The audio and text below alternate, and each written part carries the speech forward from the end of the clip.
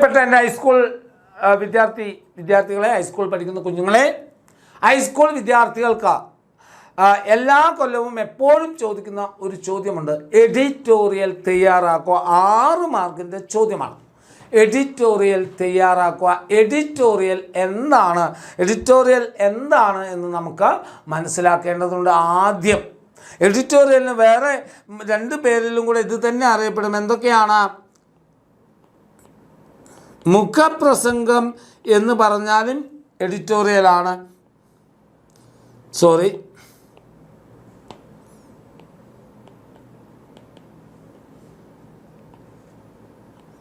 പത്രാധിപക്കുറിപ്പ് എന്ന് പറഞ്ഞാലും എഡിറ്റോറിയലാണ്. ഈ 3 വന്നാലും എഴുതേണ്ടത് ഒന്നാണ്. എഡിറ്റോറിയൽ, മുഖപ്രസംഗം, പത്രാധിപക്കുറിപ്പ് 3ഉം ഒരേ സാധനമാണ്. വ്യത്യസ്ത പേരുകളിൽ അറിയപ്പെടുന്നു എന്നേ ഉള്ളൂ. എന്താണ് എഡിറ്റോറിയൽ? ഒരു പത്രത്തിൻ്റെ എഡിറ്റർക്ക് ആ എഡിറ്ററുടെ അഭിപ്രായം എഴുതാനുള്ള കോളമാണ് എഡിറ്റോറിയൽ കോളം. ഒരു എഡിറ്റർക്ക് ഏതെങ്കിലും ഒരു വിഷയത്തെക്കുറിച്ച് അദ്ദേഹത്തിൻ്റെ നിലപാട് വ്യക്തമാക്കാൻ വേണ്ടി ഉപയോഗിക്കുന്ന കോളമാണ് എഡിറ്റോറിയൽ കോളം. ക്ലിയർ ആണോ മക്കൾക്ക്? ക്ലിയർ ആണോ? അപ്പോൾ എഡിറ്റോറിയൽ കോളം എന്താണെന്ന് മനസ്സിലായി. അപ്പോൾ ആ എഡിറ്റർ എഴുതുമ്പോൾ എന്തൊക്കെ ശ്രദ്ധിക്കണം എന്നുള്ളതാണ്. ആകർഷണീയമായ ശീർഷകം. ഉപന്യാസം നിങ്ങൾ എഴുതാൻ പഠിച്ചവരാണല്ലോ. ഉപന്യാസം എഴുതാൻ നിങ്ങൾ ഉപയോഗിക്കുന്ന ഒരുവിധം മാനദണ്ഡങ്ങളെല്ലാം എഡിറ്റോറിയലിനുമുണ്ട്. അതായത് ആകർഷണീയമായ ശീർഷകമായിരിക്കണം. ഇത് നിങ്ങളുടെ പരീക്ഷാ പേപ്പറാണെങ്കിൽ ഇങ്ങനെ എഴുതുന്ന, അതായത് ഇങ്ങനെയുള്ള ശീർഷകമാണ്. അതായത് മെയിൻ ശീർഷകമായിട്ട് എഴുതേണ്ടതാണ് എഡിറ്റോറിയലിൻ്റെ ശീർഷകം.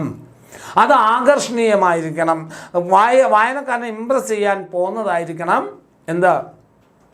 ആ എഡിറ്റോറിയൽ എന്ന് പറയുന്നത്.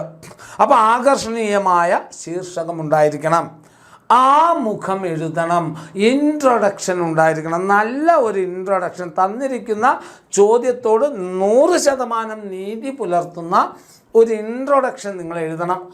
മുഖം എഴുതണം. എഡിറ്റോറിയൽ എന്തായാലും പരീക്ഷയ്ക്ക് വരുന്ന, മലയാളം ഫസ്റ്റിലോ സെക്കൻഡിലോ നിർബന്ധമായും, ഹൈസ്കൂളിൽ നിർബന്ധമായും വരുന്ന ചോദ്യങ്ങളിലൊന്നാണ് എഡിറ്റോറിയൽ. അപ്പം നിങ്ങൾ കൃത്യമായി ഇത് പഠിച്ചു കഴിഞ്ഞാൽ നിങ്ങൾക്ക് ആ ഫോർമാറ്റിൽ തന്നെ അങ്ങ് എഴുതിപ്പോയാൽ കൃത്യമായിട്ട് മാർക്ക് കളയാതെ വാങ്ങാൻ സാധിക്കുമെന്നുള്ളതാണ്. അപ്പോൾ മുഖം എഴുതണം. ഖണ്ഡിക തിരിച്ചെഴുതണം.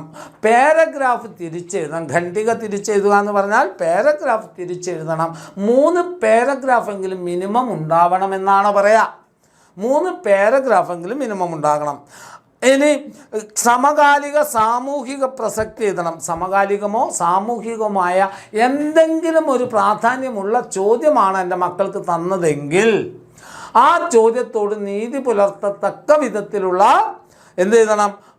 കാര്യങ്ങൾ നിങ്ങളുടെ എഡിറ്റോറിയലിൽ ഉണ്ടായിരിക്കണം. ആ കാര്യങ്ങളെല്ലാം ആ എഡിറ്റോറിയൽ ഉണ്ടായാൽ മാത്രമേ അതൊരു നല്ല എഡിറ്റോറിയലായി മാറുകയുള്ളൂ. അതാണ് സമകാലികം. അതായത് ഇന്നത്തെ കാലത്ത് നടക്കുന്ന എന്തെങ്കിലും പ്രാധാന്യം അതിനുണ്ടോ? തന്നിരിക്കുന്ന ചോദ്യത്തിന് ഇന്നത്തെ കാലഘട്ടവുമായി എന്തെങ്കിലും പ്രാധാന്യമുണ്ടോ?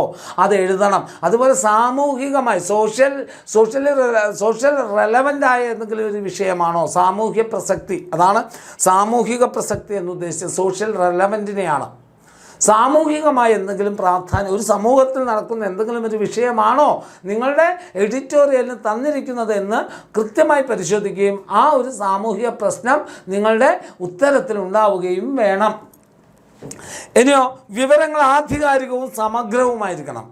അത് ആധികാരികം എന്ന് പറഞ്ഞാൽ വളരെ കൃത്യതയോടെയും വിവരിച്ചുള്ളതുമായിരിക്കണം. തന്നിരിക്കുന്ന വിഷയം ആധികാരികമായി എഴുതാൻ നിങ്ങൾക്ക് കഴിയണം. അതായത് ഉദാഹരണങ്ങൾ ചേർത്തുകൊണ്ട്, അല്ലെങ്കിൽ പത്രവാർത്തകളുടെ സൂചനകൾ വെച്ചുകൊണ്ട്, അങ്ങനെയൊക്കെ കൃത്യമായി എഴുതാൻ നിങ്ങൾക്ക് സാധിക്കുമ്പോഴാണ് അതെന്തായി മാറുന്നത്?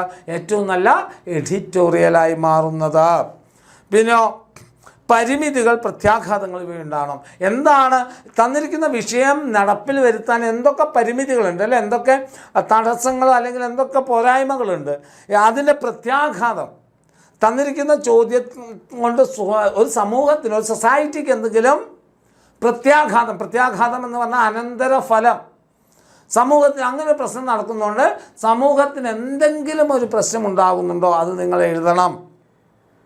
പിന്നെ നിങ്ങളുടെ അഭിപ്രായങ്ങളും നിഗമനങ്ങളും ആകണം ഉപസംഹാര ഭാഗം. അതായത് കൺക്ലൂഷൻ എഴുതുന്ന ഭാഗം, കൺക്ലൂഡ് അയക്കുന്ന ഭാഗം നിങ്ങളുടെ അഭിപ്രായവും നിങ്ങളുടെ നിഗമനവുമായിരിക്കണം. അതിന് കൃത്യമായിട്ട് അതിന് മാർക്കുണ്ട് കേട്ടോ. നിങ്ങളുടെ നിഗമനവും നിങ്ങളുടെ അഭിപ്രായവും കൃത്യമായി നിങ്ങൾ എഴുതണം. അത് എഴുതുന്നതാണ് അവസാനത്തെ പാരഗ്രാഫ് എന്ന് പറയുന്നത്. എന്നാൽ മാത്രമേ മുഴുവൻ മാർക്കും നിങ്ങൾക്ക് ലഭിക്കൂ. ഈ വിഷയം ഇന്ന കാരണങ്ങളാണ്, അതിന് ഇന്ന പ്രതിവിധികളുണ്ട്, നമുക്ക് ചെയ്യാൻ പറ്റുന്ന ഇന്ന കാര്യങ്ങളാണ്, അങ്ങനെ സജഷൻസും അതുപോലെ നിങ്ങളുടെ കാഴ്ചപ്പാടും എഴുതാൻ നിങ്ങൾക്ക്. അതാണ് എഡിറ്റോറിയൽ. കാരണം എഡിറ്റോറിയലിന് പറയാനുള്ളതും അവരുടെ നിർദ്ദേശങ്ങളും വെക്കാനുള്ള നിർദ്ദേശങ്ങളും എഴുതാനാണ് എഡിറ്റോറിയൽ കോളം എന്ന് പറയുന്നത്. അപ്പം എഡിറ്റോറിയൽ തയ്യാറാക്കുമ്പോൾ ഇത്രയും കാര്യങ്ങൾ എൻ്റെ മക്കൾ ശ്രദ്ധിച്ചാൽ നിങ്ങൾക്ക് എഡിറ്റോറിയലിന് ഫുൾ മാർക്ക് വാങ്ങാൻ സാധിക്കും. അപ്പോൾ എഡിറ്റോറിയൽ എങ്ങനെ എഴുതാം എന്നുള്ളത് മനസ്സിലായോ എൻ്റെ കുഞ്ഞു മക്കൾക്ക്? അപ്പോൾ നമുക്ക് എഡിറ്റോറിയൽ കഴിഞ്ഞു. ഇനി അടുത്ത മറ്റൊരു ചോദ്യവുമായി അടുത്ത വീഡിയോയിൽ കാണാം. അതുവരേക്കും ബൈ മക്കളെ.